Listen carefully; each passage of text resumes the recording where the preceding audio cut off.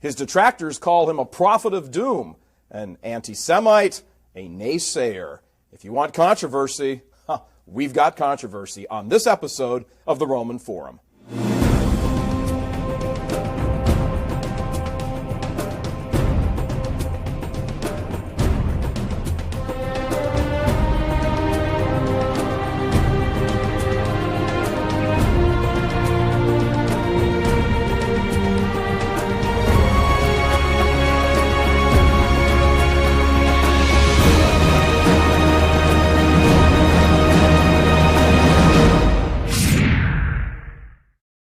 Hello, everyone, and welcome to this edition of Roman Forum. And we have the controversial Catholic sitting on stage with us here.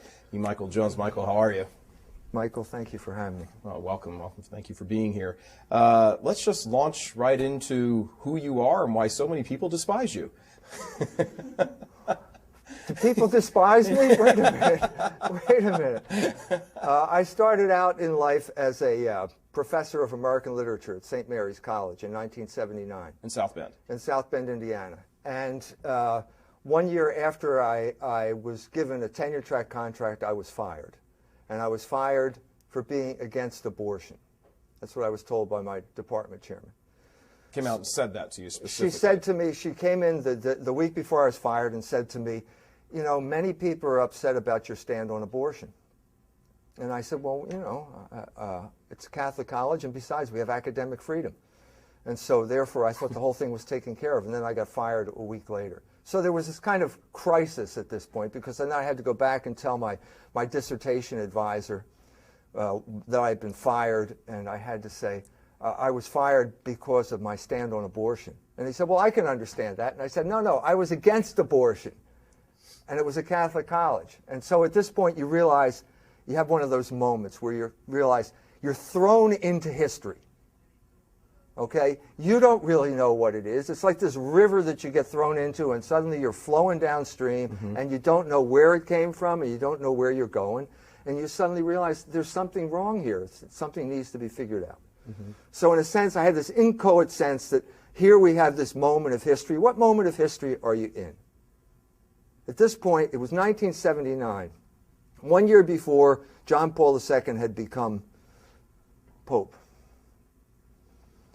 1980, Ronald Reagan had become president. 1980, I get fired. And then I'm thinking, is this going to be my career in academe? If I get fired from a Catholic college for being too Catholic, does this mean I'm going to succeed at secular U or something like that? But I had the sense, watching the Pope, you know, he was in Chicago, I was 100 miles away. He was in Philadelphia, I grew up in Philadelphia. The people are saying, millions of people are showing up on the streets. And the announcers are saying things, you know, the church has been through some tough times lately, but now it all seems to be over. Now the church is back on track. Now they have this strong guy with his hand on the tiller. And I had the sense at this moment that the counter-revolution had started. Counter-revolution against what? Counter-revolution against the revolution of the 60s. The sexual revolution. The sexual revolution, all of that turmoil in the 60s had finally sort of run its course. And what I began to realize by showing up at St. Mary's and Notre Dame is that this was one of the centers of the revolution. Something had happened here, and no one told me about it. Nobody told me what was going on. You were just supposed to know these things. I tried to deal with it when I was being interviewed at the MLA convention. I said, well, what's the relationship between feminism and Catholicism at St. Mary's? And they looked at me and they said, gee, that's a good question. And then they started looking. I had a folding bicycle. And they said, let's talk about your folding bicycle. So I talked about the folding bicycle. And they hired me. And then I found out that this is something that you don't talk about, that something had happened. And now it seemed to me there was this counter-revolutionary moment. You know, that maybe we were going to get back to the way things were. Maybe all those distortions were going to be taken out. And so I thought, I want to be part of that. And that's why I started Fidelity. It was called Fidelity Magazine. I wrote an article in The Wanderer about my experiences at St. Mary's, caused a big stir. The people at St. Mary's were all upset by the article. The president wanted an advance copy and so on and so forth. And one of the people that I mentioned, I didn't mention anyone by name, and one of my colleagues come up to me and says, "What you said about me wasn't true." I said, "Well, how'd you know it was you? I didn't even mention your name." And that led to the conversation with Al Matt, and that led to the founding of the magazine. Okay. And the magazine was going to be this consciously counter-revolutionary movement, an expression of that movement. And the issue at that point, I thought, was sex. Why so? Well, because that was the heart of the revolution, certainly in the church. If you want to date the revolution in the church, it was 1968 when Dan McGuire and Charlie Curran orchestrated the revolution at Catholic University. Against Humani Vitae. Against Humani Vitae. That was the beginning of the revolution. And so I understood, and when I arrived at Notre Dame in '79, St. Mary's Notre Dame, it seemed to me that that had all been accepted by these people, and the next threshold was abortion. Church had tacitly approved contraception, and now it was going to tacitly approve abortion. And it was going to approve everything else that went down. But abortion was the issue at that point, and feminism was the issue. And by church, you mean sort of the establishment church. I mean, when you go to Notre Dame and St. Mary's, Notre Dame is the church, and there's this distant place called Rome where they have their own opinions. But basically, this is the church. Got it. And they were all of one mind, and they had totally internalized the principles of the sexual revolution. Okay. And that's what I was too stupid to understand when I got there. Now, you, as you started writing Fidelity, you came across a situation, as we're talking about internalizing the principles of the sexual revolution. Tell us about the theology department at Notre Dame and one priest in particular. All right, so what you saw here, what I saw on the ground was that the sexual corruption of the clergy. And it was across the board. And everybody, it was tacitly tolerated by everyone. And at that point, sexual corruption meant things like priests running off with nuns. So you have a group of people who are dedicated to celibacy, and then you sort of tell them they can do whatever they want. Most people have normal desires, which means heterosexuality, which means they run off and get married. But not everybody has those desires. But everybody has the sense now that they can act on their desires.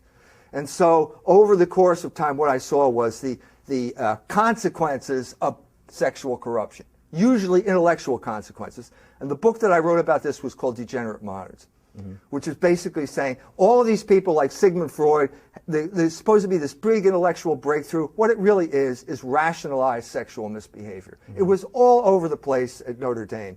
And you try and tell people about it, and they didn't want to hear. Until finally, fall of 1987, the head of the liturgy program at Notre Dame is found shot to death in the basement of his house, which is 1 block from where I live.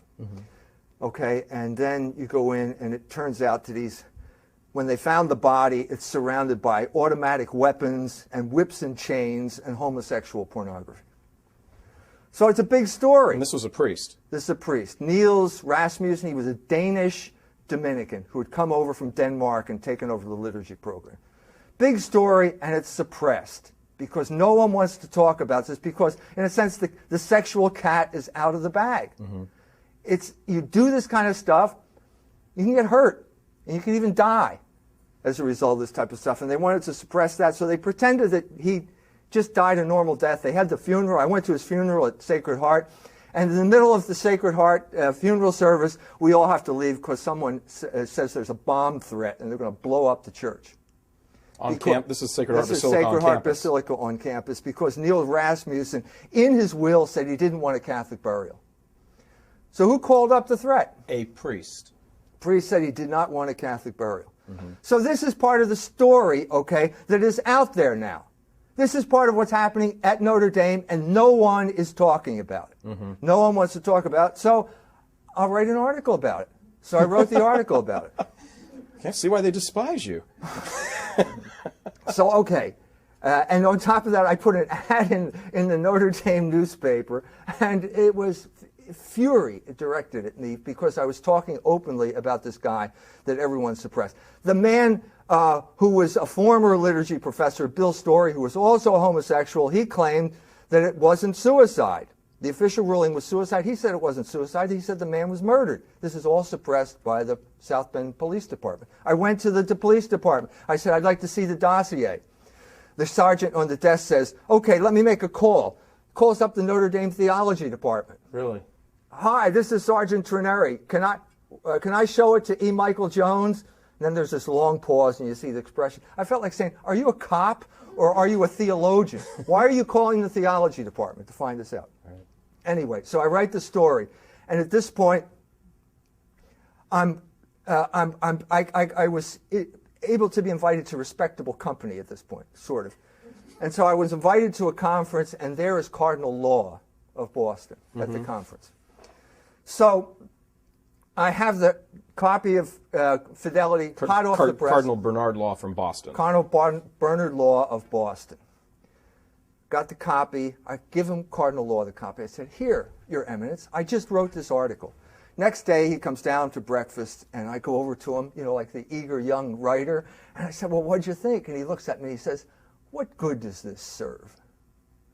Why are you dragging out the church's dirty laundry? Now, if you remember, yes, Cardinal Law ended up very unhappily in his career at Boston. And the reason he ended up unhappily was because he refused to look into the sexual degeneracy among the clergy. His own clergy. His own clergy. He was driven out of town. And so what you saw here at this point, 1988 became a kind of turning point for me in a lot of ways. But what I realized at this point was, by this point, I had been to the synod on the laity. I had seen people like Rembert Weekland in action. Archbishop of Milwaukee. Yeah, the former archbishop who had to resign in disgrace because he was a homosexual and blackmailed as archbishop. He was the star of the synod. There was a picture being passed around of him being anointed by his female, liturgy director or something like that. And all the bishops were snickering, looking at the picture and snickering. Well, suddenly you began to realize maybe we have an explanation for all of this inexplicable stuff. Like, why is this guy promoting feminism? Well, maybe it's because he's a homosexual. And suddenly this came out. But what came out, that's one side of the coin. You had clergy who had succumbed to this degenerate behavior because it had been orchestrated. Okay, they were supposed to succumb. Wilhelm Reich had written a book about how you can corrupt the sexual morals of the clergy and destroy the power of the Catholic Church. And Wilhelm Reich ended up on the cover of the New York Times Magazine in 1970. So these cultural revolutionaries knew this. The church was totally defenseless.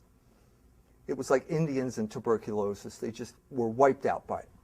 And so here was a guy, I'm finally putting these pieces together. I finally get to a guy who's in charge, a position of authority in the church. I present him with the evidence, and all he can say to me is, what good does this serve? And then within 10 years, he's gone because he didn't look into it. Yeah. Stay right there. We're going to be right back with more of this and taking a look at the big picture of what's going on now in the church. We'll be right back right after this. Hi, I'm Michael Voris, president of St. Michael's Media and host of the program The One True Faith. St. Michael's Media produces The One True Faith to help viewers learn more about the truths of the Catholic faith. If you look behind the scenes of our TV show, you'll find a very dedicated, energetic, and committed staff and crew. We regularly receive emails and phone calls from viewers who've either lost their faith and want to come back, or people who want to learn more. We'd like to invite you to help us in our work. First of all, in your prayers. Please ask our blessed Lord to protect our ministry and continue to help souls. We also need financial help. Television is ridiculously expensive. It costs us more than $1,000 a day to keep St. Michael's Media going. In fact, each episode costs more than $5,000 to produce and broadcast. Would you please consider helping us with even a small donation? Anything you give would be greatly appreciated. For any donation of $25 or more, we'll gladly rush you 2 episodes of The One True Faith that have never been broadcast. The first is called St. Michael and the Angels. You can learn all about angelic beings, where they come from, and how they help us. The second DVD is called The Church, the same yesterday, today, and forever. Explore the wonders and majesty of the church established by Jesus Christ and why it is so vital to our eternal lives. We'll rush each of these DVDs to you today for any donation of just $25 or more. All you have to do is call us now at 866-738-1207. You can also visit our website theonetruefaith.tv. The DVDs are our way of saying thank you for your donation. After you've watched them, you can share them with a friend or someone else who wants to learn more about the wonders of the Catholic faith. Please help us in this expensive but very important ministry. All you have to do is call us at 866-738-1207 or visit our website at theonetruefaith.tv. God bless you for whatever help you can give us, prayers, financial, or both.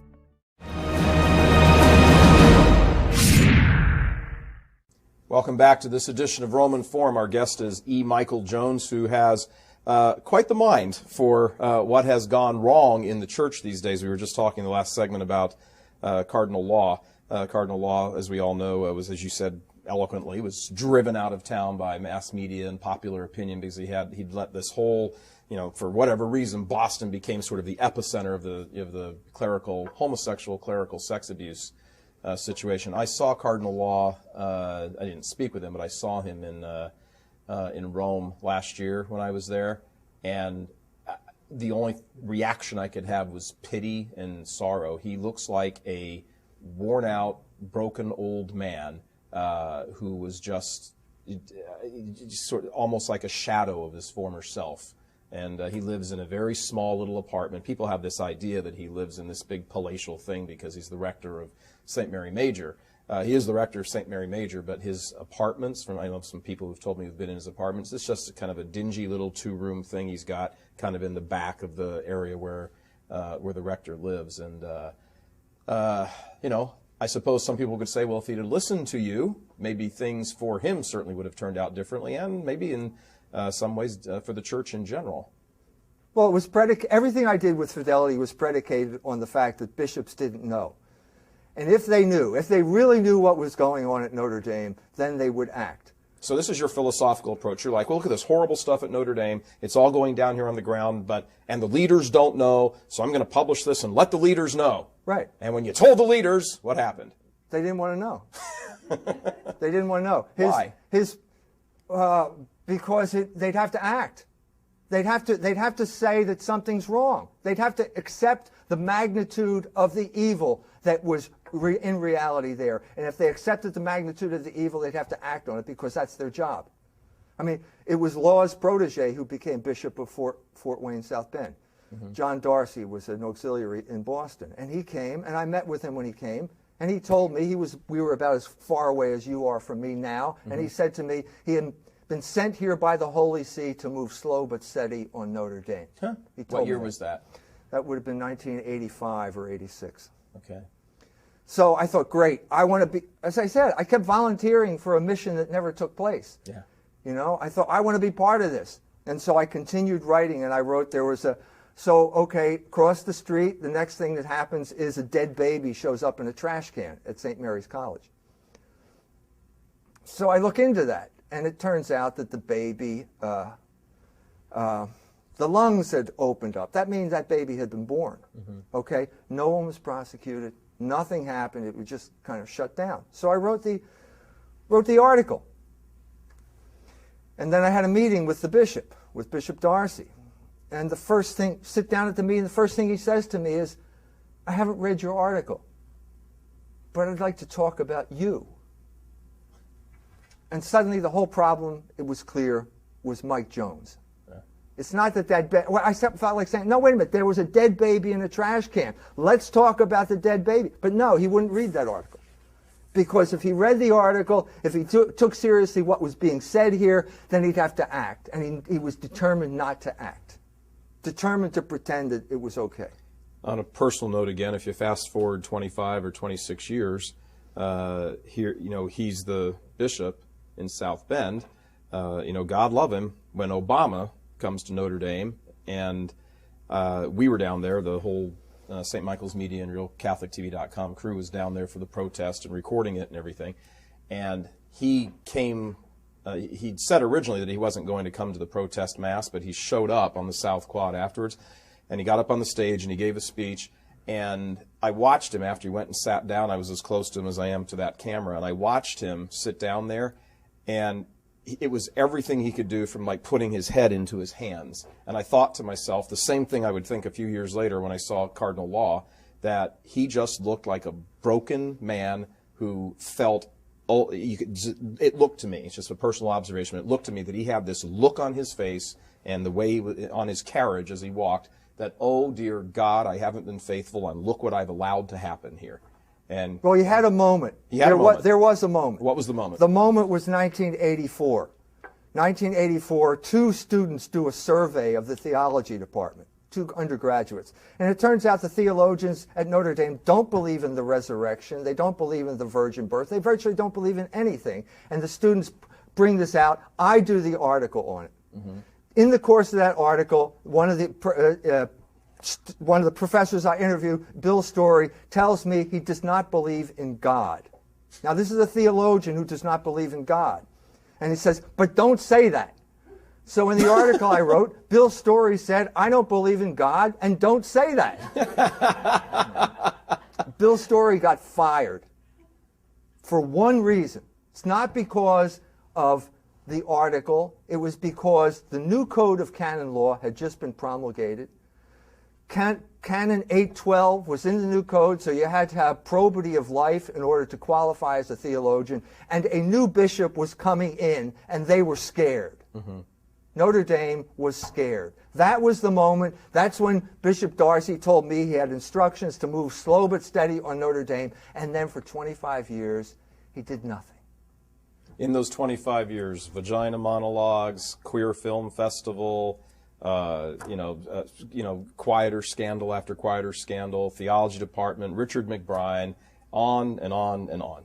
I've documented in a book called Is Notre Dame Still Catholic? Mm-hmm. 25 years of articles of one thing after another, including one of the colleagues who was instrumental in getting me fired, wrote a book, a memoir about her life, in which she talked about, she adopted 2 daughters, apropos your thing on Beckham, because she didn't want to be a polluter by having more children. And then in the course of this book, she announced that she had basically abandoned these 2 daughters. They became prostitutes, okay? At which point she said she thought that was the right career choice that they had made because they got to meet lots of interesting people. And then beyond that, she went on to say that when she got pregnant, she procured abortions for both of these adopted children. Now, she said this in her book.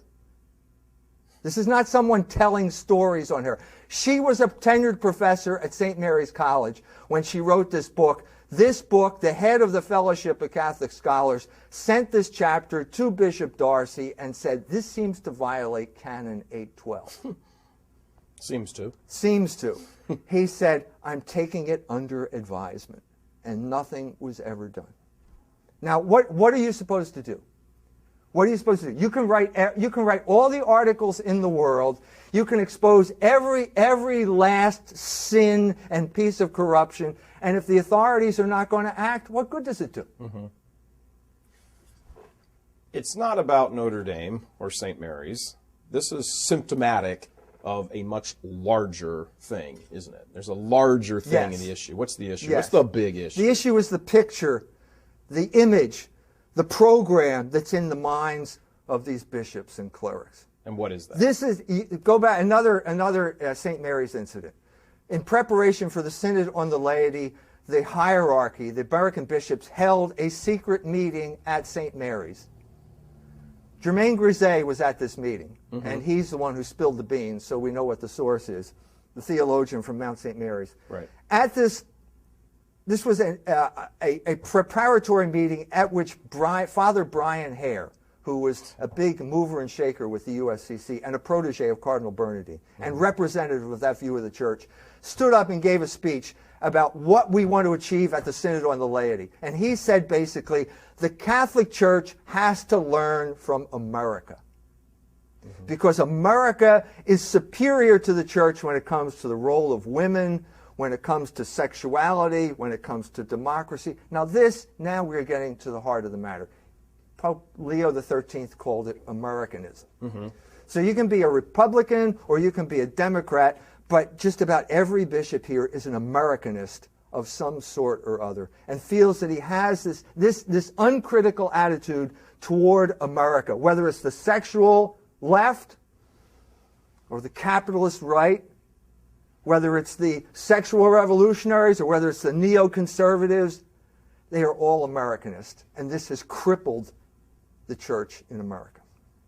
Because in short, it just their allegiance is to a political idea as opposed to the truth of the faith. And how are you supposed to... That's a pretty broad statement. How are you supposed to oppose any evil when America does it? Because America is the model Enlightenment state. Mm-hmm.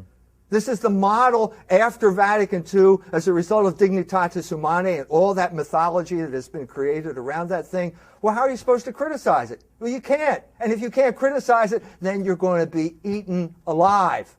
And that is the history of the church in this period. This great period of dialogue, this great period of being invited to the table and being part of the whole program. And how do we end up?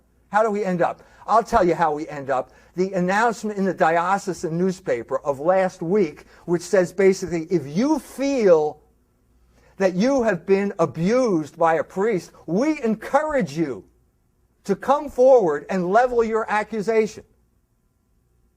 Now, this is what it's come to. Mm-hmm. I mean, this is horrible. This is an attempt to destroy the Catholic Church, and now the bishops feel that they are so weak that they have to run these basically enticements to have people come forward and level accusations against their own priests. That is what it's come to. That shows you the failure of this paradigm. When you look back at these last 15, 20 years, and we were talking earlier before the show that there was going to be you were joining the counter-revolution. Woo, flags waving, banners waving, everything. What were some of the problems back then, on the cover of that magazine, for example, what were some of the problems back then that you thought, well, I can help attack these and fix the problem? Give us that as an example. To give you some sense of how history repeats itself, you do an article on the Knights of Columbus. Right, two, actually. 2 articles on the Knights of Columbus. Well, guess what we were doing 20 years ago? We were doing articles on the Knights of Columbus. And how can they have all of these pro-abortion Catholic politicians passing things like, well, it was abortion then, now it's gay marriage? Mm-hmm. Okay? How is this possible?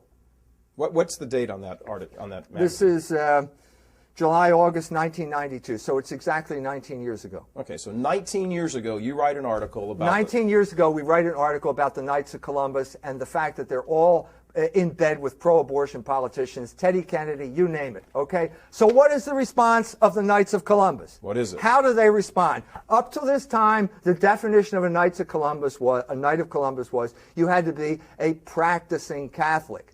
Now that has meaning. Now note the word. Say it again. A practicing Catholic. Okay. Okay, which means, okay, did you make your Easter duty? Do you go to Mass on Sunday? You know, all the type of things you would say was a practicing Catholic. So what was the Knights' reaction to this? They changed their definition because of this article.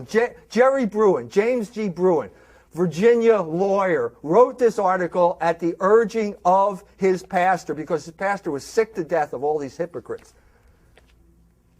The article gets out. It goes right up to the top of the Knights of Columbus. Instead of saying, well, yeah, you're right, you know what they do? They change the definition of what a knight is. So you know what it is now? The definition? It's a practical Catholic. They switched from practicing to practical. To practical. What's a practical Catholic? Who knows? I don't know. Who knows what a practical Catholic is? You know? I mean, you don't waste your money. I mean, you take the bus instead of driving. I don't know what it means. No one knows what it means. It's impossible to know what it means. I'm just saying, here we have the same pattern. Mm-hmm. Okay? You are the crusading journalist. The guy who's leading the charge in the counter-revolution against all the church's enemies. And what is the church? What are these? No. We're happy the way they are. We're just going to change the definition. And it's your problem. It's always been, it's your problem. Mm-hmm. That's been the reaction. When we come back right after this, we're going to talk about some of the American episcopate. And because we keep hearing, hey, there's a whole new wave coming in, so things are much better. We'll hear what Michael Jones has to say about that right after this. Abortion is at the heart of the battle for the soul of America. For the past 40 years, Americans have been lied to about abortion by politicians and the media. Now their conspiracy of lies and propaganda is exposed in this hour-long, no-holds-barred video examining the truth about abortion. Learn how the news media purposely withhold all the facts about abortion. See for yourself how Hollywood and TV twist people's minds to accept abortion, and learn the dollars and cents truth that abortion is destroying the nation's economy. It's all in this hour-long DVD special, The Cost of Abortion. For just $20, you'll receive this gripping DVD special plus an additional data CD chocked full of information, articles, links, and analysis of this horrible truth. That's the DVD and CD for only $20 and shipping and handling. Call 866-738-1207 or log on to thecostofabortion.com. Learn the truth about the cost of abortion. Hello and welcome back to Roman Forum here with our guest Michael Jones, who is not lacking opinions, but not just opinions. This is heavy research. I think it's one thing I think people want to say, because some of your detractors say, oh, he's an anti-Semite, oh, he's a doomsayer, oh, he's just some, disgruntled this, that, or the other. Answer those charges before we get into the other things we're talking about. Are you an anti-Semite? Are you a just disgruntled former employer? You've got a big grudge from 30 years ago? Everything I do is because I'm still that kind of body floating down the river of history. I find myself in a situation. So the question is, are you going to react to the situation? Are you going to deal with it? Or are you going to ignore it? Mm-hmm. And so by 2003, to bring us to the end of this great anti-communist conspiracy, all the anti-communist crusaders turn on the Pope. The Pope condemns the Iraq War, and they all turn on him and say, you don't have to listen to the Pope. You only have to listen to the Pope when we want you to listen to the Pope. I'm talking about Michael Novak, who went over to the Vatican to get in, didn't get in. George Weigel, Richard John Newhouse, the holy trinity of neoconservatism. And so what was neoconservatism? 2003, we are involved in a war. Who would have thought we were going to get involved in this war? Who was responsible for this war? It was the neoconservatives. Neoconservatism is a Jewish revolutionary movement. And that got me thinking, how does this fit into history? And that's the genesis of the book that I wrote called The Jewish Revolutionary Spirit. Some people have read that book and said, oh, Michael Jones is clearly an anti-Semite. Anti-Semitism is very clear. Every Catholic has to condemn anti-Semitism. Anti-Semitism says that the Jew cannot be trusted, is an evil person because of his racial inheritance, because he's got bad DNA. No Catholic could ever say that. Right. Okay? What we are saying here is the traditional teaching of the church is basically when Jesus Christ came to this earth, he came for one group of people, and that was the Jewish people. And the Jewish people had to make a decision. They had to either accept him as the Messiah or not. The Jews who accepted Jesus Christ as the Messiah are now known as the Catholic Church. Mm-hmm. The Jews who rejected Jesus Christ as the Messiah are known as Jews.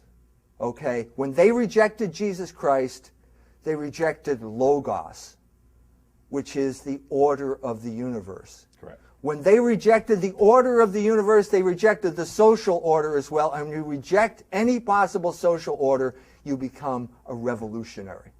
And they confirmed that decision by choosing Barabbas over Christ. And the history of history since that time is the battle between the descendants of the Jews who accepted Jesus Christ and the descendants of the Jews who rejected Jesus Christ. And that's what that book is about. And that is not anti-Semitism in any way, shape, or form. And I go on record, I condemn anti-Semitism. I do not believe in any form of racial determinism, period. You're a doomsayer. You're a naysayer. You're a prophet of doom. Yeah, I get headaches when I think positive thoughts. That's why I became a journalist. Journalists never write about planes that land safely. You only write about plane crashes. Right. And that's why I'm a journalist. Let's take your journalistic hat and train it on the world episcopacy right now, the Western world episcopacy, but mostly kind of the American, since we're kind of in this still Americanism view of things. How do you see, because one of the things you keep hearing from everybody on the, how shall we say, the happy Orthodox crowd is, oh, things are getting much better. Oh, we don't have the Cardinal Bernardines and the Cardinal McCarricks and the Cardinal Mahoneys around anymore. They've all moved off stage. We don't have them anymore. True. What do we have now? Everything's good, We have neocons. What's a neocon? What's a neocon bishop? First of all, what's a neocon, and how does a bishop be a neocon? The sexual revolutionaries were defeated. That was a moment that passed. Okay, the high watermark was probably the influence of Cardinal Bernardine. Bernardine, Weakland, these were the sexual revolutionaries. These were the people who coddled and protected the sexual revolutionaries, who were the revolutionaries of 1968. And let's be sure so we know for our audience here. Bernardine was, Weakland was an open homosexual right. after he got exposed. Resigned in disgrace after paying blackmail to his homosexual boyfriend. $500,000. Something like that. Has now moved to New Jersey in retirement, written a book saying the church is wrong about homosexuality. Right, yes. Cardinal Bernardine. All kinds of rumors. Right. All kinds of rumors about him. Right. And when he's dead, a cardinal of the church, a prince of the church, has the gay men's choir sing at his funeral in Chicago at Holy Name Cathedral. Yeah. Yeah, the sexual revolution. I did an article on Cardinal Bernardine. It's called The Many Faces of Cardinal Bernardine, in which I talk about his relationship with Andrew Greeley, and Andrew Greeley turning on Bernardine and writing a book called The Cardinal Sins, which is probably the longest blackmail note in history, because in it, it's a Romaniclef that basically accuses Bernardine of these improprieties. Someone actually did come out and accuse him, and then he recanted at some point or other. But it was under a cloud. If the media had taken that seriously, it would have been a bigger cloud. But the media loved Bernardine, and that was that. This group of people was defeated.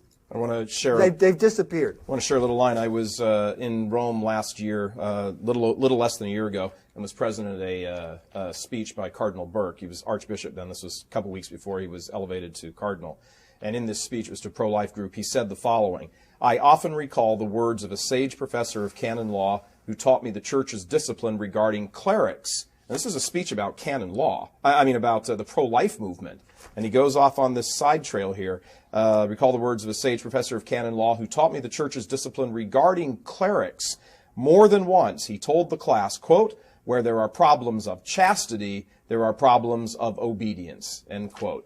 That, I was sitting in the room with a number of other journalists also, and we were all sitting there listening to this speech as part of the conference. And when he said that, every one of us went, whoa, who's going to be a cardinal in a week, did he just say that publicly? And this was a speech about, being obedient to the church and following the church's teaching, specifically with regard to the pro-life movement. It was a pro-life conference. That was stunning that he would say that, and every single person there immediately when that was over said, how do we get a copy of the speech? How do we get that? Were you recording it? Do you have it? Where is it? Where's the copy? And finally it became available through a European outlet. But that's an astounding comment for a prince of the church to make. That's right. That's right. If you look at history, go back and look at history, the 60s will look like a bomb crater. Yeah. And the shrapnel spread out, and the farther you get in either direction, the less damage there will be. Mm-hmm. So we're now sort of getting away from that. That was the epicenter. That's what caused the damage. Now, there was a reaction to that, and when I saw I wasn't there in the 60s. I was in college in the 60s. Mm-hmm. But my career as a counter-revolutionary was watching this counter-revolutionary movement get taken over and co-opted. So let's go right to the present.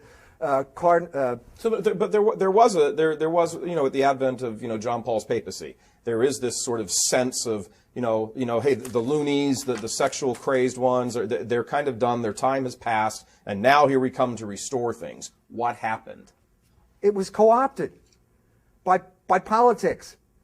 It was co-opted by the anti-communist crusade. Mm-hmm. The Pope and Ronald Reagan made an alliance. And it was bad for the church, and it was bad for the United States.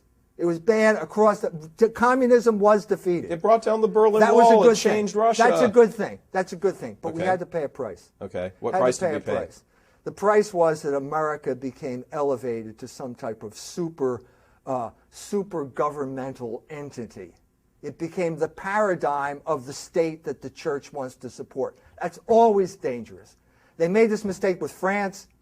They made this mistake with the Roman Empire. They made this mistake with the Jews, the Jewish people, telling people they have to become circumcised in order to be a Christian. That's a mistake. They had to grow out of these things. And now the mistake was this association of the church with the American Empire, except that nobody thought it was the American Empire when it was fighting the Soviet Empire. Right. And we got in bed, and suddenly, as a result, the church can no longer have a critical stance to the culture that it finds itself in. In America. In America. So Right. what has that done now? Okay, so now here you have Crippled this whole new the wave. church. Here's a whole new wave of bishops. And so here we have the new wave of bishops. Chaput, Archbishop Chaput, is now going to Philadelphia, and he's giving his sense of what Philadelphia has to expect, and he's starting to say, well, what is it that I believe? And the three terrible words come out.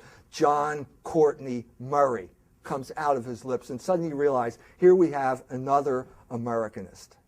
The man... For the viewers, John Courtney Murray. John Courtney Murray was a Jesuit. John Courtney Murray appeared on the cover of Time magazine in December of 1960, which is 1 month after John F. Kennedy got elected. John Courtney Murray came up with a new definition of how Catholics were supposed to behave in America. The crux of this new thing talks about natural law, talks about blah, blah, blah, talks about how great America is. No boycotts is one of the things that he says. No boycotts. Now, this is a reference to the Legion of Decency and the battle that the Legion of Decency had with Hollywood, with the Jews in Hollywood during the 1930s. A successful battle for 30 years that kept obscenity out. This was, in effect, running up the white flag in dealing with a state that was going to be progressively more and more corrupt as time went on.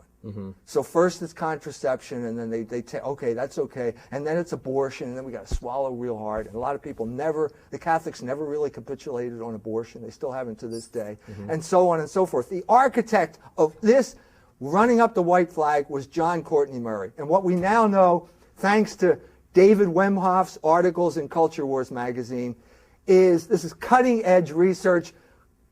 John Courtney Murray was working with Henry Luce, who was the chairman of Time Life magazine. Time Life and the CIA were like that. They were concentric circles. And there's a man who was the CIA man, C.D. Jackson, was the commissar that controlled pretty much what Time Life was doing. Not to say that Luce wasn't on board on this thing as well. So what you had here was a black operation. A black operation whose purpose was to cripple the Catholic Church, because these were enemies of the Catholic Church, having been internalized by every single bishop in the United States, even up to Rome, to Pope Benedict XVI. When he gives a speech at the Curia, 2005, he's just become Pope. The speech is, what was it like back in the council? Well, we realized that America was different, that the American Revolution was different than the French Revolution. That's straight out of Time magazine. That's straight out of John Courtney Murray. His mind has been occupied by a black operation, and he doesn't even know it. And if a mind that good is occupied, then what can we expect from American bishops whose main job is to raise money? You know, and so here we have Chaput carrying this black operation to Philadelphia, where it will be doomed to failure. We have to break with the failed experiments of the 1960s. This is one of those failed experiments. Well, how do we do that? I mean, on a macro level. We do it by educating people, because we have turned a significant corner now. Father Brian Harrison, a scholar who has studied Dignitatis Humanae for years, probably one of the knows the most about Dignitatis Humanae, which is the thing that Murray was responsible for at the council, said, after reading David Wemhoff's article, the pieces started to fall into place. And I realized he couldn't have just been mistaken. He was working with some type of evil intent here. The mistranslation of this document that came out in the Abbott documents of Vatican II, he was responsible for the mistranslation. He was responsible for the notes that were appended to this thing that distorted the meaning of it. It was a black operation. And we have to trace this black operation back to the very Americans that these people have embraced. Another interesting thing some people may not know about John Courtney Murray is back in the mid-'60s, there was a meeting at the Hyannisport compound, the Kennedy compound, where 5 Jesuits and Charlie Curran, who would a couple years later come out and foment the whole revolution against Humanae Vitae, Paul VI encyclical against birth control, they had a quiet meeting with Ted Kennedy was there, Bobby Kennedy was there, the whole clan was there, and they called these priests to say, how do we deal with abortion as Catholic politicians? And from that meeting, and John Courtney Murray was one of the guys at that meeting, fell out of the, well, you know, you can vote for abortion while you still personally oppose it. You're personally opposed, but personally opposed. The Jesuits created it. Richard McCormick was at the meeting. He became a theologian at Notre Dame. The Jesuits were up to their eyeballs, and they were rewarded because Georgetown became a feeder school for the State Department. Yep. That was their reward. Another interesting thing of that meeting is that, you know, at Notre Dame in 1984, up rolls then New York Governor Mario Cuomo, who gives the famous speech 2 months before the election, and he, for the first time, stands at a Catholic school on a Catholic stage and comes out of his mouth, personally opposed, but. Yeah, I was there. And that has been the mantra ever since. Yeah, I was there when he did it. What was your reaction to that? Well, actually, my reaction wasn't interesting. Someone burst out laughing when he said something like, the fetus, something about the fetus, and someone burst out laughing. He was shaken. He was totally shaken and totally off his game for a while, shaken. Because what he said was just ridiculous? Yeah, it was just ridiculous. It came out that it was ridiculous, and nobody talked about it. I talked about it because I was there. I wrote the article on it. Mm-hmm. But I mean, until we have become a group of people who are condemned to fail because we are committed to failed experiments. Mm-hmm. Dialogue with the Jews is a failed experiment. We don't have to do this. It's not in the gospel. What is the gospel? The gospel says you have to preach. What did Jesus say? Preach the gospel to all nations. If you say, I'm going to preach it to all nations but this one, and this one happens to be the very one you used to preach to, you are condemning yourself to failure. Yeah. That is not anti-Semitism. That is a diagnosis of the situation in the church right now, and it's something that has to be addressed because we are condemned to fail and fail and fail because the church is not proclaiming the gospel. It has this Americanist Enlightenment filter, and we have to put everything through this Americanist Enlightenment filter before we're allowed to say it. That's a recipe for disaster. Well, do you think this is part of the outcropping of the whole, or an outcropping of this is the whole social justice movement, the immigration, et cetera, et cetera? I mean, is this all part of this also? Well, no, I think the exact opposite has happened now, that they have shut up on everything. They have just shut up. I mean, the Manhattan Declaration is basically telling them, don't talk about economics. Well, wait a minute, we should be talking about economics. Where are the bishops? You mentioned, where were they on gay marriage in New York? They're silent on that. Where are they on cutting Social Security? This is a social justice issue. I haven't heard a word. Mm-hmm. This is something that they should be talking about right now. The Catholic position is the position of Dante. Dante put sodomites and usurers in the same circle in hell. That is reality. That's moral reality. And what we have is a situation where, okay, do you vote for the sodomites or do you vote for the usurers? Do you vote for abortion or do you vote for war? That's the choice the Catholic voters have because the Catholic Church has been crippled and has crippled itself. That's the really tragic part of it. Mm-hmm. By imposing this Enlightenment Americanist filter on the gospel, which will lead to total sterility. Mm-hmm. Look around, what do you see?